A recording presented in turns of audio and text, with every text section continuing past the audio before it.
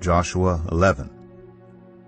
When Jabin, king of Hazor, heard of this, he sent word to Jobab, king of Madon, to the kings of Shimron and Akshaph, and to the northern kings who were in the mountains, in the Arabah south of Kinnereth, in the western foothills, and in Naphoth Dor on the west, to the Canaanites in the east and west, to the Amorites, Hittites, Perizzites, and Jebusites in the hill country, and to the Hivites below Hermon, in the region of Mizpah. They came out with all their troops, in a large number of horses and chariots, a huge army as numerous as the sand on the seashore. All these kings joined forces and made camp together at the waters of Merom to fight against Israel. The Lord said to Joshua, "Do not be afraid of them, because by this time tomorrow I will hand all of them slain over to Israel. You are to hamstring their horses and burn their chariots." So Joshua and his whole army came against them suddenly at the waters of Merom and attacked them, and the Lord gave them into the hand of Israel. They defeated them and pursued them all the way to Greater Sidon, to Mizrephoth-Maim, and to the valley of Mizpah on the east, until no survivors were left. Joshua did to them as the Lord had directed. He hamstrung their horses and burned their chariots. At that time Joshua turned back and captured Hazor, and put its king to the sword. Hazor had been the head of all these kingdoms. Everyone in it they put to the sword. They totally destroyed them, not sparing anyone that breathed, and he burned Hazor itself. Joshua took all these royal cities and their kings and put them to the sword. He totally destroyed them, as Moses, the servant of the Lord, had commanded. Yet Israel did not burn any of the cities built on their mounds except Hazor, which Joshua burned. The Israelites carried off for themselves all the plunder and livestock of these cities, but all the people they put to the sword until they completely destroyed them, not sparing anyone that breathed. As the Lord commanded his servant Moses, so Moses commanded Joshua, and Joshua did it. He left nothing undone of all that the Lord commanded Moses. So Joshua took this entire land, the hill country, all the Negev, the whole region of Goshen, the western foothills, the Arabah, and the mountains of Israel with their foothills, from Mount Halak, which rises toward Seir, to Baal-Gad in the valley of Lebanon, below Mount Hermon. He captured all their kings and put them to death. Joshua waged war against all these kings for a long time, except for the Hivites living in Gibeon. Not one city made a treaty of peace with the Israelites, who took them all in battle. For it was the Lord himself who hardened their hearts to wage war against Israel, so that he might destroy them totally, exterminating them without mercy, as the Lord had commanded Moses. At that time Joshua went and destroyed the Anakites from the hill country, from Hebron, Debir, and Anab, from all the hill country of Judah, and from all the hill country of Israel. Joshua totally destroyed them and their towns. No Anakites were left in Israelite territory. Only in Gaza, Gath, and Ashdod did any survive. So Joshua took the entire land, just as the Lord had directed Moses, and he gave it as an inheritance to Israel, according to their tribal divisions. Then the land had rest from war. Joshua 12. These are the kings of the land whom the Israelites had defeated, and whose territory they took over east of the Jordan, from the Arnon Gorge to Mount Hermon, including all the eastern side of the Arabah. Sihon, king of the Amorites, who reigned in Heshbon. He ruled from Aroer on the rim of the Arnon Gorge, from the middle of the gorge to the Jabbok River, which is the border of the Ammonites. This included half of Gilead. He also ruled over the eastern Arabah, from the Sea of Galilee to the Sea of the Arabah, that is the Dead Sea, to Beth Jeshemeth, and then southward below the slopes of Pisgah. And the territory of Og, king of Bashan, one of the last of the Rephaites, who reigned in Ashtoreth and Edrei. He ruled over Mount Hermon, Salakah, all of Bashan, to the border of the people of Geshur and Makkah, and half of Gilead to the border of Sihon, king of Heshbon. Moses, the servant of the Lord, and the Israelites conquered them. And Moses, the servant of the Lord, gave their land to the Reubenites, the Gadites, and the half-tribe of Manasseh to be their possession. Here is a list of the kings of the land that Joshua and the Israelites conquered on the west side of the Jordan, from Baal-Gad in the valley of Lebanon to Mount Halak, which rises towards Seir. Joshua gave their lands as an inheritance to the tribes of Israel according to their tribal divisions. The lands included the hill country, the western foothills, the Arabah, the mountain slopes, the wilderness, and the Negev. These were the lands of the Hittites, Amorites, Canaanites, Perizzites, Hivites, and Jebusites. These were the kings. The king of Jericho, 1. The king of Ai, near Bethel, 1. The king of Jerusalem, 1. The king of Hebron, 1. The king of Jarmuth, 1. The king of Lachish, 1. The king of Eglon, 1. The king of Gezer, 1. The king of Debir, 1. The king of Geder, 1. The king of Hormah, 1. The king of Arad, 1. The king of Libnah, 1. The king of Adullam, 1. The king of Makkedah, 1. The king of Bethel, 1. The king of Tappuah, 1. The king of Hepher, 1. The king of Aphek, 1. The king of Lasharon, 1. The king of Medan, 1. The king of Hazor, 1. The king of Shimron Meron, 1. The king of Akshaph, 1. The king of Tanakh, 1. The king of Megiddo, 1. The king of Kadesh, 1. The king of Jokneam in Carmel, 1. The king of Dor in Naphoth Dor, 1. The king of Goyim in Gilgal, 1. The king of Tirzah, 1. 31 kings in all. Joshua 13. When Joshua had grown old, the Lord said to him, You are now very old, and there are still very large areas of land to be taken over. This is the land that remains, all the regions of the Philistines and Geshurites, from the Shihor River on the east of Egypt to the territory of Ekron on the north, all of it counted as Canaanite, though held by the 5 Philistine rulers in Gaza, Ashdod, Ashkelon, Gath, and Ekron.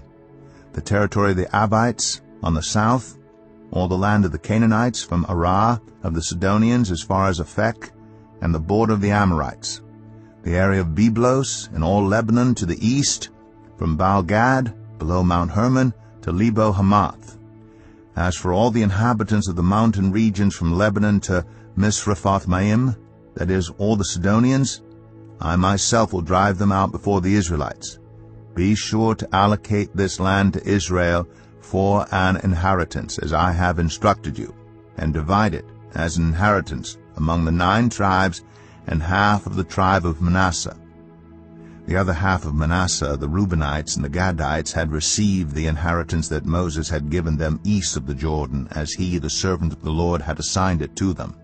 It extended from Aroer on the rim of the Arnon Gorge, and from the town in the middle of the gorge, and included the whole plateau of Medeba as far as Dibon, and all the towns of Sihon, king of the Amorites, who ruled in Heshbon, out to the border of the Ammonites. It also included Gilead, the territory of the people of Geshur and Maacah, all of Mount Hermon, and all Bashan as far as Salekah, that is, the whole kingdom of Og and Bashan, who had reigned in Ashtoreth and Edrei. He was the last of the Rephaites. Moses had defeated them and taken over their land. But the Israelites did not drive out the people of Geshur and Maacah, so they continue to live among the Israelites to this day. But to the tribe of Levi he gave no inheritance, since the food offerings presented to the Lord, the God of Israel, are their inheritance, as he promised them. This is what Moses had given to the tribe of Reuben, according to its clans. The territory from Aroer on the rim of the Arnon Gorge, and from the town in the middle of the gorge, and the whole plateau past Medeba to Heshbon, and all its towns on the plateau, including Dibon, Bamath-baal, Beth-baal-meon, Jahaz, Kedemoth, Mephath, Kiriathim, Sibmah, Zareth-Shahar, on the hill in the valley, Beth-peor, the slopes of Pisgah, and Beth-Jeshemeth, all the towns on the plateau, and the entire realm of Sihon, king of the Amorites, who ruled in Heshbon. Moses had defeated him, and the Midianite chiefs, Evi, Rechem, Zur, Hur, and Reba, princes allied with Sihon, who lived in that country. In addition to those slain in battle, the Israelites had put to the sword Balaam son of Beor, who practiced divination. The boundary of the Reubenites was the bank of the Jordan. These towns and their villages were the inheritance of the Reubenites according to their clans. This is what Moses had given to the tribe of Gad, according to its clans: the territory of Jazer, all the towns of Gilead, and half the Ammonite country, as far as Aroer, near Rabbah, and from Heshbon to Ramath-Mizpah, and Betanim, and from Mahanaim to the territory of Debir, and in the valley Beth-Haram, Beth-Nimrah, Succoth, and Zephon, with the rest of the realm of Sihon king of Heshbon, the east side of the Jordan, the territory up to the end of the Sea of Galilee. These towns and their villages were the inheritance of the Gadites, according to their clans. This is what Moses had given to the half-tribe of Manasseh, that is, to half the family of the descendants of Manasseh, according to its clans. The territory extending from Mahanaim and including all of Bashan, the entire realm of Og king of Bashan, all the settlements of Jair in Bashan, 60 towns, half of Gilead, and Ashtoreth and Edrei, the royal cities of Og in Bashan. This was for the descendants of Machir, son of Manasseh, for half of the sons of Machir, according to their clans. This is the inheritance Moses had given when he was in the plains of Moab, across the Jordan, east of Jericho. But to the tribe of Levi, Moses had given no inheritance. The Lord, the God of Israel, is their inheritance, as he promised them. Joshua 14. Now these are the areas the Israelites received as an inheritance in the land of Canaan, which Eleazar the priest, Joshua son of Nun, and the heads of the tribal clans of Israel allotted to them. Their inheritance were assigned by lot to the 9.5 tribes, as the Lord had commanded through Moses. Moses had granted the 2.5 tribes their inheritance east of the Jordan, but had not granted the Levites an inheritance among the rest. For Joseph's descendants had become 2 tribes, Manasseh and Ephraim. The Levites received no share of the land, but only towns to live in, with pasture lands for their flocks and herds. So the Israelites divided the land, just as the Lord had commanded Moses. Now the people of Judah approached Joshua at Gilgal. And Caleb, son of Jephunneh, the Kenizzite, said to him, "You know what the Lord said to Moses, the man of God, at Kadesh Barnea, about you and me. I was 40 years old when Moses, the servant of the Lord, sent me from Kadesh Barnea to explore the land, and I brought him back a report according to my convictions. But my fellow Israelites who went up with me made the hearts of the people melt in fear. I, however, followed the Lord my God wholeheartedly. So on that day Moses swore to me, 'The land on which your feet have walked will be your inheritance, and that of your children forever, because you have followed the Lord my God wholeheartedly.' Now then, just as the Lord promised, he has kept me alive for 45 years since the time he said this to Moses, while Israel moved about in the wilderness. So here I am today, 85 years old. I am still as strong today as the day Moses sent me out. I'm just as vigorous to go out to battle now as I was then. Now, give me this hill country that the Lord promised me that day. You yourself heard then that the Anakites were there, and their cities were large and fortified. But the Lord, helping me, I will drive them out just as he said." Then Joshua blessed Caleb, son of Jephunneh, and gave him Hebron as his inheritance.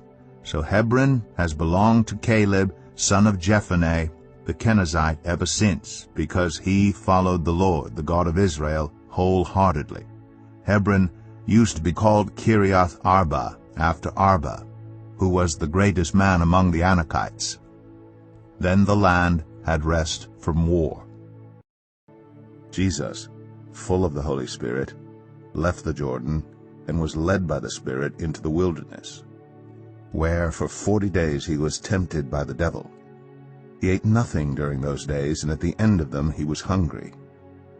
The devil said to him, "If you are the Son of God, tell this stone to become bread."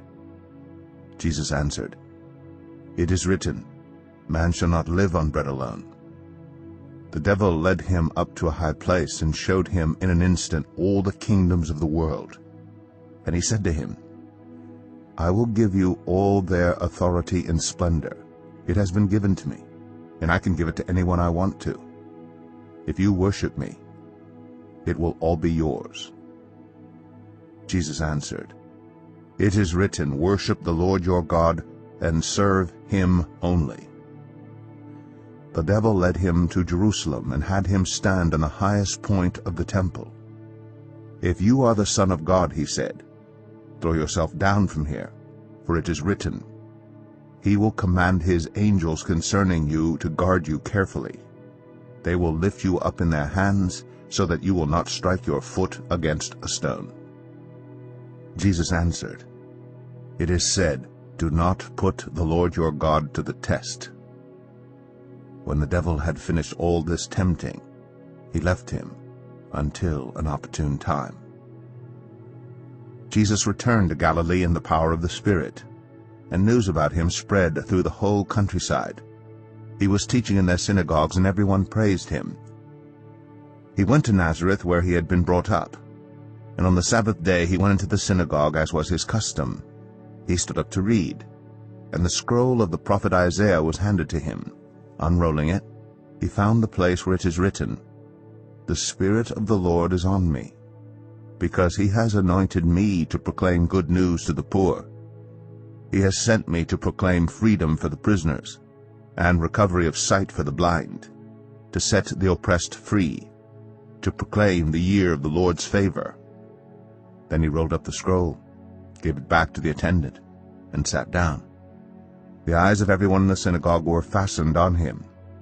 He began by saying to them, "Today this scripture is fulfilled in your hearing." All spoke well of him and were amazed at the gracious words that came from his lips. "Isn't this Joseph's son?" they asked. Jesus said to them, "Surely you will quote this proverb to me, 'Physician, heal yourself,' and you will tell me, 'Do here in your hometown what we have heard that you did in Capernaum.' Truly I tell you," he continued, "no prophet is accepted in his hometown. I assure you that there were many widows in Israel in Elijah's time, when the sky was shut for 3.5 years, and there was a severe famine throughout the land. Yet Elijah was not sent to any of them, but to a widow in Zarephath in the region of Sidon. And there were many in Israel with leprosy in the time of Elisha the prophet, yet not one of them was cleansed, only Naaman the Syrian." All the people in the synagogue were furious when they heard this. They got up, drove him out of the town, and took him to the brow of the hill on which the town was built, in order to throw him off the cliff. But he walked right through the crowd and went on his way. Then he went down to Capernaum, a town in Galilee, and on the Sabbath he taught the people. They were amazed at his teaching, because his words had authority.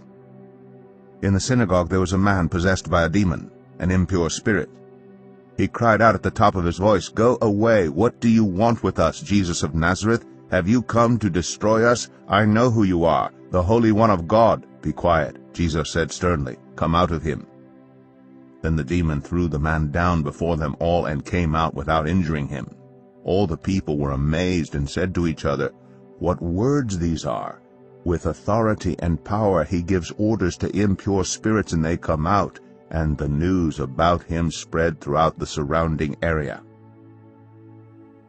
Jesus left the synagogue and went to the home of Simon. Now Simon's mother-in-law was suffering from a high fever, and they asked Jesus to help her. So he bent over her and rebuked the fever, and it left her. She got up at once and began to wait on them.